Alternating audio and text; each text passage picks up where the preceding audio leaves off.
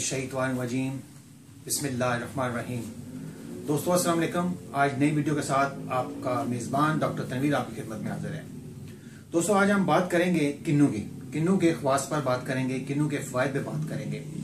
दोस्तों क्योंकि इस वक्त मार्केट में किन्नू जो है वो आम तौर पर हमें मिल जाता है और काफ़ी वाफर मिकदार में मिलता है, क्योंकि पाकिस्तान में भी इसकी काश्त काफ़ी की जाती है। तो आप किन्नू जो है वो क्योंकि अवेलेबल है मार्केट में और सस्ता फल भी है, ये हमें महंगा नहीं मिलता, तो इसलिए आज इसका मैं कुछ आपको फ़ायदे बताने वाला हूँ और फिर आगे चल के मैं आपको बताता हूँ कि किन किन बीमारियों में हमें जो है वो मुफीद होता है। दोस्तों किन्नू जो है इसमें कैल्शियम और विटामिन सी की जो मिकदार है वो ज़्यादा पाई जाती है। इसके अलावा फास्फोरस है, इसमें फौलाद है और इसमें कुछ शक्कर भी थोड़ी बहुत होती है, जबकि मौसमी में नहीं होती। वो मौसमी को इंशाल्लाह ताला हम बाद में डिस्कस करेंगे। अभी किन्नू की बात कर रहे हैं तो इसमें थोड़ा सा चूना भी होता है। प्रोटीन जो है वो सिर्फ 1% होती है, यानी कम होती है। तो ये भी काफ़ी जो मरीज़ है ख़ासतौर पर उनके लिए किन्नू बहुत ज़्यादा अच्छी ग़िज़ा है, क्योंकि मरीज़ों का जो निज़ाम है यानी कि हाजमा जो है वो इतना दुरुस्त नहीं होता। तो किन्नू क्योंकि इसमें प्रोटीन की मिकदार कम है, तो ये अगर वो इस्तेमाल करते हैं इसको तो उनको जो है ये जल्द हजम हो जाता है। इससे दोस्तों अगर कुछ दोस्त ऐसे हैं कि जो कब्ज़ की शिकायत करते हैं जी कि हमें कब्ज़ रहती है, तो वो अगर निहार मुँह 2-3 जो है वो किन्नू खा लिए करें। ज़रूरी नहीं निहार मुँह, वो दिन को भी खा सकते हैं, दोपहर को भी खा सकते हैं, ठीक है। तो वो 3 जो है वो कम अज़ कम किन्नू जो है वो रोज़ाना खाया करें। अगर ऐसा नहीं हो सकता तो फिर आप 1 गिलास जो है वो निहार मुँह ज़रूर एक जूस का जो है वो पी लिया करें। उससे यह है कि आपकी कब्ज़ जो है वो ख़त्म हो जाएगी।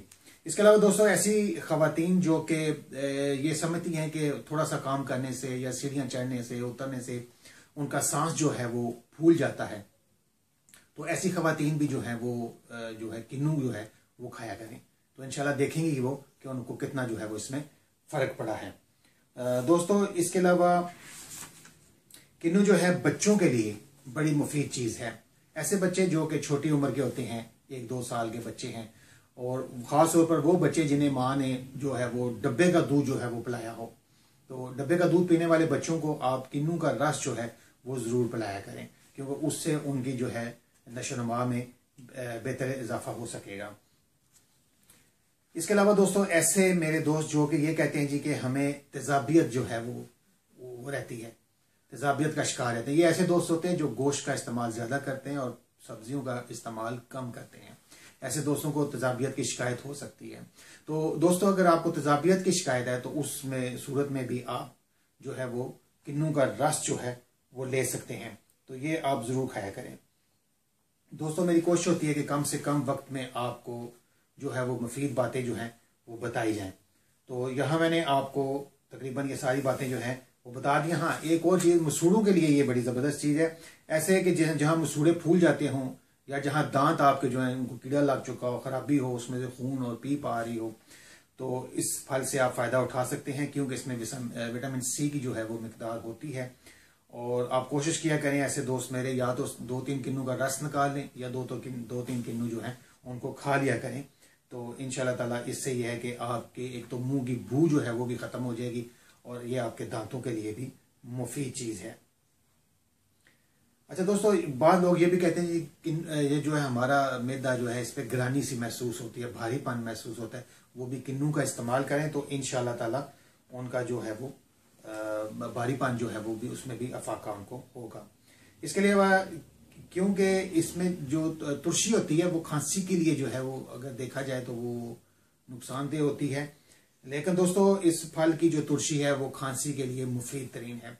तो इसको आप थोड़ी मिकदार में जो है वो ले सकते हैं। अगर ज़्यादा तुरशी हो तो इसमें थोड़ा सा आप जो है वो पानी मिलाकर जो है वो इस्तेमाल करें, तो इंशाअल्लाह ताला खांसी में भी आपको जो है वो अफाका होगा। अच्छा दोस्तों, इसके अलावा आज़मे के बारे में बता चुका हूँ, लेकिन अगर इसहाल हों यानी कि पेचस लगे हों या इस तरह को मसला हो तो फिर भी आप जो है वो किन्नू का रस जो है वो इस्तेमाल करेंगे तो उससे भी आप में बेहतरी आनी शुरू हो जाएगी। इसके अलावा भूख और बदहज़मी को भी ये बेहतर बनाता है, क्योंकि ये मैदे पे ज़्यादा ग्रां नहीं गुजरता। इसलिए अगर आप किन्नू का इस्तेमाल करते हैं तो ये ये भूख और बदहज़मी के लिए भी मुफीद तरीन चीज़ है। तो उम्मीद है दोस्तों कि आज की वीडियो भी आपको पसंद आई होगी। इंशाल्लाह ताला फिर नई वीडियो के साथ जल्द आपका मेजबान हाजिर होगा और किसी नए मौजू पर बात करेंगे। और मेरे चैनल को सब्सक्राइब करना ना भूलिए। इंशाल्लाह ताला फिर मुलाकात होगी, तब तक के लिए इजाजत चाहूंगा। अल्लाह हाफिज।